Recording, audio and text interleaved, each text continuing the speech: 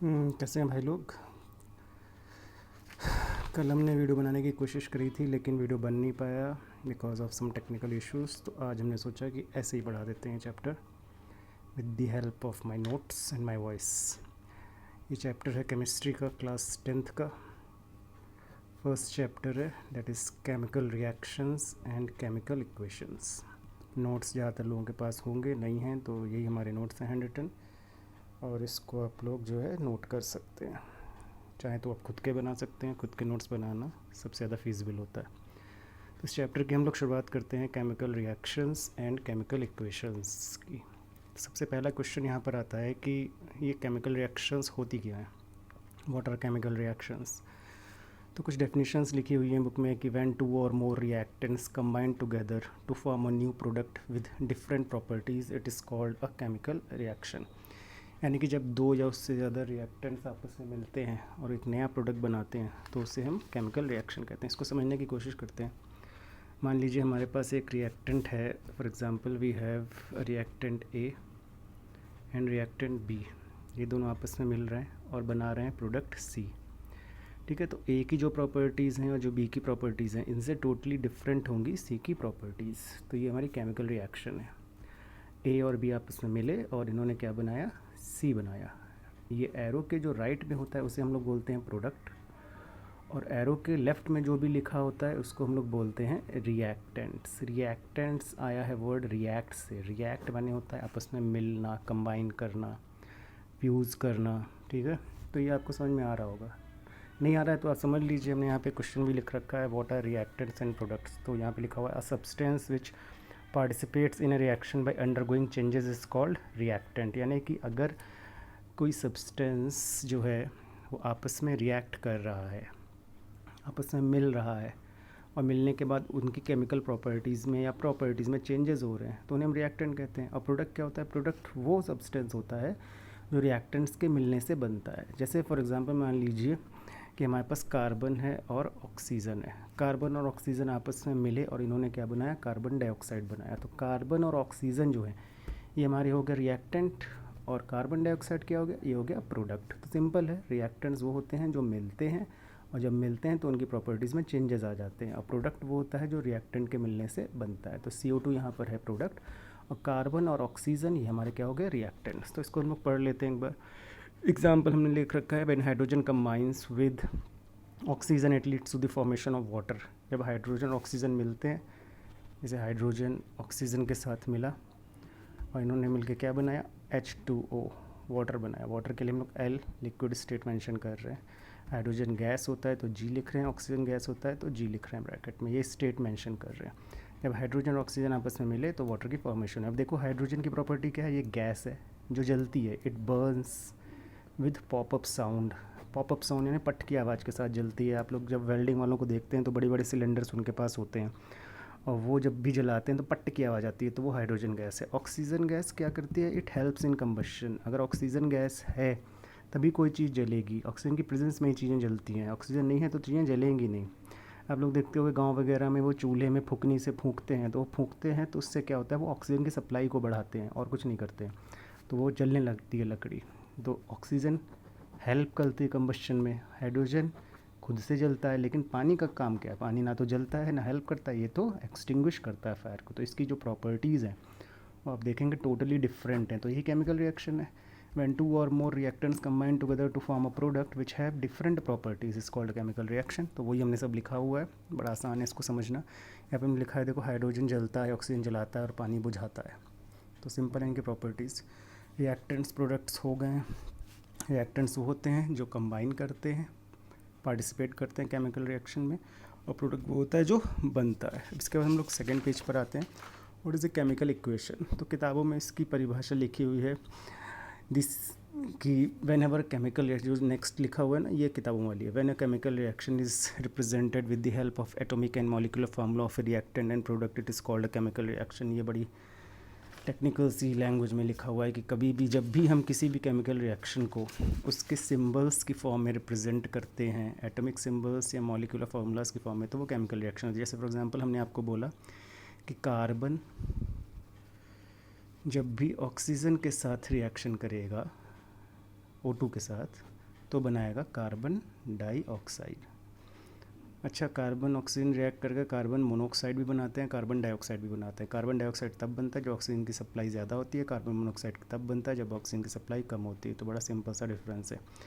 अब ये लैंग्वेज में है, कार्बन ऑक्सीजन मिल करके कार्बन डाइऑक्साइड बनाते हैं। अब इसी को हम सिम्बल्स में लिख दें, जैसे C+O2, कार्बन का सिंबल C, ऑक्सीजन का सिंबल O2 है। अच्छा, अब आप सोच रहे होंगे कि कार्बन को C लिखा, ऑक्सीजन को O क्यों नहीं लिखा? तो ऑक्सीजन एक गैस है, gases are written in diatomic form, तो इसीलिए इसको 2 एटॉम्स की फॉर्म में लिखा ही नहीं। 9th में पढ़ा होगा आपने O2, और बनाते क्या है CO2। तो ये देखिए हमने कार्बन डाइऑक्साइड का मॉलिक्यूलर फार्मूला, ऑक्सीजन का एटॉमिक फार्मूला, कार्बन का एटॉमिक फॉर्म लिखा हुआ है, ठीक है। तो ये हमारी केमिकल इक्वेशन हो गई, ठीक है। जब 2 एटम्स होते हैं तो उसे हम मॉलिक्यूल कहते हैं। तो ये ऑक्सीजन का एक मॉलिक्यूल है, ये कार्बन का एक एटम है, और ये कार्बन डाइऑक्साइड का एक मॉलिक्यूल है। तो जब हम किसी भी रिएक्शन को उसके सिंबल्स की फॉर्म में लिख दें तो वो हो जाता है केमिकल इक्वेशन। तो हमने अपनी भी डेफिनेशन यहाँ पर लिखी हुई है सबसे ऊपर, the symbolic representation of a chemical reaction is called chemical equation. जब कभी भी हम किसी भी रिएक्शन को सिंबल्स की फॉर्म में लिखते हैं तो वो केमिकल इक्वेशन होता है, ठीक है। जैसे फॉर एग्जांपल हमने लिखा है हाइड्रोजन ऑक्सीजन मिलकर के वाटर बना रहे हैं। अब आप देखिए ये इक्वेशन बैलेंस नहीं है। यहाँ पर हाइड्रोजन के 2 एटम्स हैं, यहाँ पर हाइड्रोजन के 2 एटम्स हैं, हाइड्रोजन बैलेंस है। लेकिन यहाँ ऑक्सीजन का 2 एटम है, यहाँ ऑक्सीजन का 1 एटम है। तो हमने अभी इसको बैलेंस नहीं किया है। क्यों? क्योंकि आगे एक टॉपिक है बैलेंसिंग ऑफ इक्वेशन, उसमें हम लोग ये चीज़ समझेंगे। अब आता है कंडीशंस ऑफ केमिकल रिएक्शंस, कि कोई अगर केमिकल रिएक्शन हो रही है तो कैसे पहचानेंगे कि ये पर्टिकुलर एक्टिविटी या प्रोसेस जो केमिकल रिएक्शन है। इसको हम लोग वैसे ही समझ सकते हैं, जैसे मान लो आप कहीं जा रहे हो सड़क पे या गांव में या जंगल में, आपने देखा कि कहीं पर जो है राख पड़ी हुई है, तो आप समझ जाओगे अच्छा यहाँ पे आग लगी थी। कैसे समझे? क्योंकि वहाँ पर राख पड़ी हुई है। या कहीं पर राख में हल्का सा धुआं निकल रहा है तो आप समझ जाओगे अच्छा ये आग जो है ये अभी थोड़ी देर पहले जल रही थी, अभी बुझी है, मतलब ताज़ी आग है। वैसे ही कैसे हम पहचानेंगे कि कोई एक्टिविटी जो है वो केमिकल रिएक्शन है या नहीं है? तो इसके कुछ कंडीशंस हैं। जैसे पहला, इवोल्यूशन ऑफ गैस। अगर कोई एक्टिविटी हो रही है और गैस का रिलीज़ हो रहा है तो इसका मतलब वो एक केमिकल रिएक्शन है, ठीक है। जैसे फॉर एग्ज़ाम्पल एक सिंपल सी एक्टिविटी जो घर पर भी करी जा सकती है। आप कोई भी एक मेटल ले लीजिए, हमने ले लिया जिंक, जिंक मेटल है, और इस जिंक को हमने मिलाया किस में? सल्फ्यूरिक एसिड में मिलाया, H2SO4। कैसा लिया हमने? डाइल्यूट लिया। 2 प्रकार के एसिड होते हैं, आपने पढ़ा होगा, डाइल्यूट एंड कंसनट्रेटेड। जब हमने इसको मिलाया तो हमें क्या मिला? हमें मिला ZnSO4, zinc sulphate plus hydrogen gas मिली, ठीक है। तो देखो यहाँ हाइड्रोजन गैस रिलीज़ हुई, ये एरो ऊपर की तरफ। अच्छा, वहाँ पे हमने ऑक्सीजन के सामने G लिखा था, हाइड्रोजन के सामने G लिखा था, यहाँ H2 के सामने एरो बना दिया। तो आप चाहो तो G भी लिख दो, चाहो तो एरो बना दो। G बताता है कि ये गैस है और एरो अपवर्ड बता रहा है कि ये गैस है। हमें पता है गैसेस जो हैं वो ऊपर की तरफ उठती हैं, इसलिए हम लोग ऊपर की तरफ वाला एरो बनाते हैं। तो यहाँ पे देखिए हाइड्रोजन गैस रिलीज़ हो रही है, तो ये केमिकल रिएक्शन है। तो हाइड्रोजन रिलीज़ हमें ये समझाता है कि this is a chemical reaction. तो पहली कंडीशन, एवोल्यूशन ऑफ गैस। अगर किसी एक्टिविटी में गैस इवॉल्व हो रही है तो वो एक केमिकल रिएक्शन हो जाती है। यही सेम एग्जांपल हमने यहाँ पर भी दे रखा है, ठीक है। इसको आप किताबों में से और भी पढ़ सकते हैं। दूसरा आ जाता है हमारा, देखिए यहाँ पे हमने आपको बताया भी हुआ है कि कैसे इस एक्टिविटी को घर पे कर सकते हैं आप, ठीक है। आप कोई भी एक मेटल ले सकते हैं जो आपके यहाँ easily available, like iron, zinc या कोई भी मेटल हो। इसके अलावा आप HCl आपको मिल जाता है मार्केट में, डाइल्यूट HCl। ये टॉयलेट क्लीनर है, जो बॉटल्स में आता है, 12, 13, 15 रुपए की बॉटल आती है। आप उसमें मेटल डालेंगे तो आपको गैस फ्यूज़ होती हुई दिखेगी, तो आराम से आप इसको घर पे कर सकते हैं। दूसरा कंडीशन हो जाता है फॉर्मेशन ऑफ प्रेसिपिटेट, कि अगर किसी एक्टिविटी में प्रेसिपिटेट की फॉर्मेशन हो रही है तो वो केमिकल रिएक्शन है। अब इसके पहले ये क्वेश्चन आ जाता है कि व्हाट इज़ प्रेसिपिटेट। तो प्रेसिपिटेट होता क्या है? तो मान लीजिए आप एक सोल्यूशन बना रहे हैं, आपने पढ़ा हुआ है सोल्यूशंस क्या होते हैं। Solutions are homogeneous mixture of 2 और मोर देन 2 सब्सटेंसेस। तो आपने कोई सोल्यूशन बनाया, आपने एक टेस्ट ट्यूब लिया, ठीक है। आप एक टेस्ट ट्यूब ले रहे हैं और उस टेस्ट ट्यूब में आपने सोल्यूशन बनाया। तो हम कैसे सोल्यूशन बना रहे हैं? मान लीजिए हमने 2 रिएक्टेंट लिए। कौन कौन से 2 रिएक्टेंट लिए हमने एक तो ले लिया Ki, पोटेशियम आयोडाइड, और इसमें हमने मिला दिया PbNO3 का होल ट्वाइस, ठीक है। एरो से सामने बनाते हैं, हम नीचे बना रहे हैं बस दिखाने के लिए। जब हमने पोटेशियम आयोडाइड में लेड नाइट्रेट डाला तो इन्होंने आपस में रिएक्ट किया। एक क्वेश्चन आया था मेरे पास कि सर डबल डिस्प्लेसमेंट रिएक्शंस कैसे होती हैं। तो बड़ा सिंपल सा है डबल डिस्प्लेसमेंट रिएक्शन का कंसेप्ट, वो इसी के बाद हम समझा देते हैं आपको, ठीक है, क्योंकि इस क्वेश्चन में यूज़ हो रहा है डबल डिस्प्लेसमेंट। हमने हमेशा बोला है बच्चों से कि chemistry is going to be easy if you are going to remember the elements which are given in the periodic table.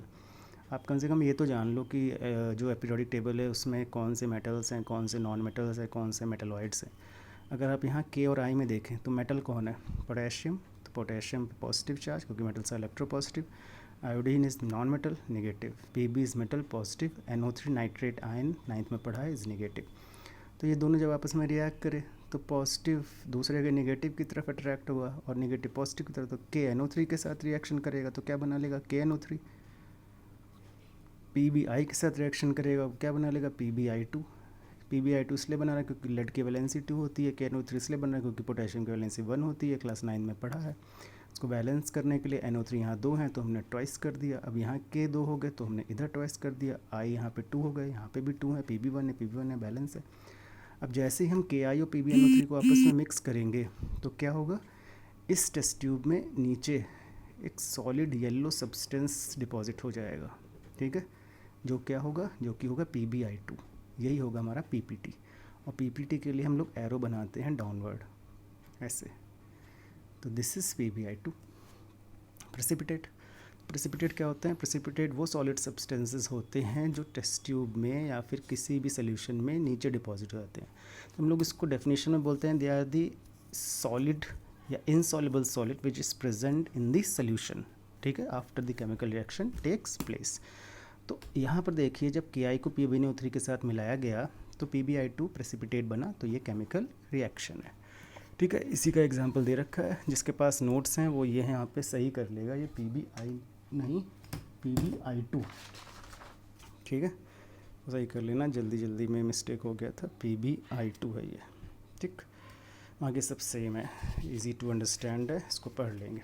अब इसके बाद आता है चेंज इन कलर। अगर किसी एक्टिविटी में कलर के चेंजेस हो रहे हैं तो वो केमिकल रिएक्शन हो रही है। जैसे फॉर एग्जांपल मान लीजिए आप मेडिकल स्टोर गए, आपने कहा भैया हमको एक पोटेशियम परमैंगनेट की डिब्बी दे दो, पोटेशियम परमैंगनेट दे दो, 12, 13, 14 रुपये का कुछ आता है, I am not sure about the amount. KMNO4 इसका मॉलिकुलर फार्मूला है, आप मेडिकल स्टोर पे जाके ले सकते हैं। इसको हम लोग गांव वगैरह में लाल दवा भी कहते हैं। एंटीबैक्टीरियल प्रॉपर्टीज़ होती हैं, तो कुएं में डाली जाता है ये, जिससे कि उसमें मौजूद बैक्टीरिया जर्म्स मर जाएं। हम KMNO4 लाए, उसको पानी में घोला और पानी में घोलने के बाद उसका एक्वस सोल्यूशन बना, तो इसलिए इसको AQ से रिप्रेजेंट कर रहे हैं। अब इसमें हमने डाल दिया साइट्रिक एसिड। साइट्रिक एसिड किस में मौजूद होता है, नींबू में, सबको पता है। इसका जो कलर बनेगा वो बनेगा डीप पर्पल, एकदम गाढ़ा पर्पल बनेगा, ठीक है। कुछ बुक्स इसको डार्क पिंक भी बोलती हैं, लेकिन हमें पर्पल दिखता है इसलिए हम पर्पल बोल रहे हैं। जैसे आप साइट्रिक एसिड डालेंगे डीप कलर हो जाएगा कलरलेस। कलरलेस हो रहा है, इसका मतलब क्या है, ये केमिकल रिएक्शन हो गई। तो चेंज इन कलर हुआ तो ये क्या है, केमिकल रिएक्शन है। नेक्स्ट है चेंज इन टेम्परेचर। अगर किसी एक्टिविटी में टेम्परेचर के चेंजेस हो रहे हैं तो वो भी एक केमिकल रिएक्शन है। इसको भी समझ लेते हैं। आप मार्केट जाइए, वहाँ से चूना खरीदिए, ये है चूना जो आप मार्केट में आपको मिल सकता है 5 रुपये किलो या 10 रुपये किलो, आई डोंट नो, ऐसा कुछ है। आप चूना लेके आइए, ठीक है, पाउडर वाला मत लाइएगा, वो वाला लाइएगा जिसमें डेले होते हैं। पाउडर वाला ज़्यादा सही नहीं करेगा ये एक्टिविटी। आप उसको पानी में डाल दीजिए, ठीक है। ये है चूना हिंदी में, इंग्लिश में इसको बोलेंगे lime. Chemical name calcium, Ca calcium है, O इज़ ऑक्साइड, ऑक्सीजन है, नेगेटिव चार्ज जब ऑक्सीजन पे आता है तो उसे ऑक्साइड आयन बोलते हैं। तो इट इज़ कैल्शियम ऑक्साइड को पानी में डालेंगे तो आप देखेंगे कि बहुत ज़्यादा हीट इवॉल्व होने लगती है, पानी गर्म होने लगता है, ठीक है। तो ये हो गया हमारा कैल्शियम हाइड्रोक्साइड की फॉर्मेशन।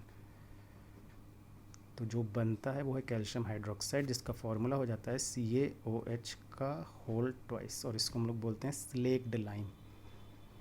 स्लेक्ड माने बुझा हुआ एंड लाइम माने चूना, स्लेक्ड लाइम। बड़े ये सब साइंटिफिक टर्म्स यूज़ होते हैं जो हम लोग को थोड़े से अजीब लगते हैं, लेकिन हम लोग इनको अगर अपनी डेली भाषा में यूज़ करने लगे तो हम लोग के लिए ईजी हो जाएगा। हम लोग बचपन से चीज़ें जो पढ़ रहे हैं वो बोल रहे हैं, बुझी हुई को एक्सटिंग्विश, आप ये स्लेक्ड शब्द का यूज़ करने लगो तो आपके लिए कॉमन हो जाएगा, ये सिंपल है। तो यहाँ पर हीट इवॉल्व हुई, पहले पानी ठंडा था, अब पानी गर्म हो गया, टेम्परेचर में चेंज हुआ, इसका मतलब क्या है, ये केमिकल रिएक्शन है। ठीक है, यहाँ पे देखिए हमने सारी स्टेट्स मेंशन कर रखी हैं। कैल्शियम ऑक्साइड सॉलिड है, H2O लिक्विड स्टेट है, कैल्शियम हाइड्रोक्साइड एक्वस हो गया, प्लस हीट इवॉल्व हुई। अब देखिए दो तरीके की रिएक्शंस होती हैं, एक वो जिनमें हीट इवॉल्व होती है, निकलती है, एक वो जिनमें हीट एब्जॉर्ब होती है। तो जिनमें हीट इवॉल्व होती है उनको हम लोग बोलते हैं एक्सोथर्मिक, और जिनमें हीट इन्वॉल्व होती है उनको बोलते हैं एंडोथर्मिक रिएक्शन। तो इनको समझ लेते हैं हम लोग बड़े सिंपल टर्म्स में, एक्सोथर्मिक और एंडोथर्मिक रिएक्शंस। ठीक है, यहीं पे समझ लेंगे इसको, बड़ा छोटा सा है।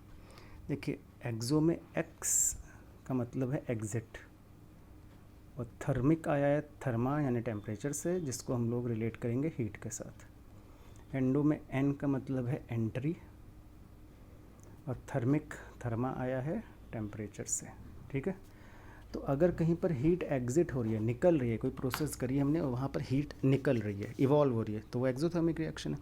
और कहीं पर हीट एंटर कर रही है, यानी कि आपको हीट प्रोवाइड करनी पड़ रही है रिएक्शन के टाइम पे, आप रिएक्शन तभी कंटिन्यू कर पा रहे हैं जब आप हीट प्रोवाइड कर रहे हैं, तो वो एंडोथर्मिक हो गई। जैसे ये वाली जो रिएक्शन है CO+H2, यहाँ हीट इवॉल्व हो रही है, आप प्रोवाइड थोड़ी ना कर रहे हो, आपने बस चूने को पानी में डाला, हीट अपने आप निकलने लगी, तो ये एक्सोथर्मिक है। एंडोथर्मिक में आप हीट प्रोवाइड करते हो, जैसे कंबस्शन रिएक्शंस जो हमारी होती हैं, जलाने वाली, जब आप कोई चीज़ जलाते हो तो हीट प्रोवाइड करते हो ना। क्वेश्चन बच्चे पूछते हैं कि सर ये तो एक्सोथर्मिक है, क्योंकि जब लकड़ी जल रही होती है तो हीट निकल रही होती है। अरे भैया, जब आप लकड़ी जला रहे हो तो वो रिएक्शन हो रही है, कंटिन्यू कर रही है, तो लकड़ी तभी जल रही है जब हीट को प्रोवाइड किया जा रहा है। जब रिएक्शन हो गई, लकड़ी पूरी जल गई और राख बची, तो राख हो गई जब ठंडी, तो वो एंडोथर्मिक हो गई। एक्सोथर्मिक रिएक्शंस वो होती हैं जिनमें प्रोसेस होने के बाद टेम्परेचर बढ़ता है, और एंडोथर्मिक रिएक्शन वो होती हैं जिनमें प्रोसेस होने के बाद टेम्परेचर कम हो जाता है। तो सिंपल है। इसके बाद आता है चेंज इन स्टेट। अगर स्टेट में चेंज हो रहा है, स्टेट में चेंज का मतलब हो जाता है कि जैसे सॉलिड से लिक्विड या लिक्विड से गैस, तो उसे हम कहते हैं केमिकल रिएक्शन। कोई प्रोसेस हुई, स्टेट में चेंज हो गया, जैसे मेल्टिंग ऑफ आइस या फिर मेल्टिंग ऑफ वैक्स। वैक्स को कैसे मेल्ट कर रहे हैं आप, लाइक कैंडल। ठीक, आपने कैंडल जलाई, अब कैंडल के बीच में एक बत्ती होती है वो कार्बन की बनी होती है।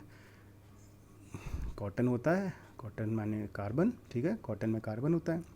आप जलाते हो तो कार्बन ऑक्सीजन के साथ रिएक्शन करके क्या बनाता है, कार्बन डाइऑक्साइड। तो देखो कार्बन सॉलिड था, निकला क्या, गैस, चेंज इन स्टेट हुई। फिर ये वैक्स हमारी सॉलिड होती है, पिघलने लगती है, लिक्विड हो जाती है, तो ये क्या हो गया, स्टेट का चेंज हुआ, तो क्या है, ये केमिकल रिएक्शन है, सिंपल है। तो इतनी चीज़ें हम लोग पढ़ेंगे। इसके बाद हमारा आता है how do we represent a chemical reaction और इक्वेशन। तो ये चीज़ें हमने आपको अभी बताई दी हैं कि कभी भी कोई भी रिएक्शन लिखते हैं तो उसमें हम लोग स्टेट ज़रूर मेंशन करते हैं। जैसे फॉर एग्जांपल अभी रिएक्शन लिखी थी Zn+H2SO4, तो हम लोग स्टेट ज़रूर मेंशन करेंगे कि जिंक जो है ये सॉलिड है, H2SO4 सल्फ्यूरिक एसिड में हमने पानी मिलाया तो इसको AQ एक्वस कर देंगे। ठीक है, अगर आप पानी किसी चीज़ में मिला रहे हैं तो वो एक्वस हो गया है। ठीक है, ये C+O2 आपने लिखा तो कार्बन सॉलिड है और ऑक्सीजन गैस है, तो G या फिर अपवर्ड एरो, अपसाइड एरो। ठीक है, आप H2+O2 लिख रहे हो तो आपने H2 के आगे G लिखा या फिर O एरो, और O2 के आगे G लिखा या फिर आपने ऐसे एरो बनाया। ठीक है, तो कोई भी रिएक्शन को हम लोग जब लिखते हैं इक्वेशन की फॉर्म में तो हम लोग स्टेट ज़रूर मेंशन करते हैं। ठीक है, तभी कंप्लीट होता है वो इक्वेशन। ठीक है, तो ये चीज़ आप पढ़ लेंगे, समझ में आ जाएगी, हमें ऐसा लगता है। इसके बाद हम लोग आएंगे बैलेंसिंग पर। तो बैलेंसिंग के लिए हम अलग से वीडियो बनाएंगे और उसमें आपको कायदे से समझाएंगे। अभी इतना रिवाइज़ करिए आप लोग। Thank you.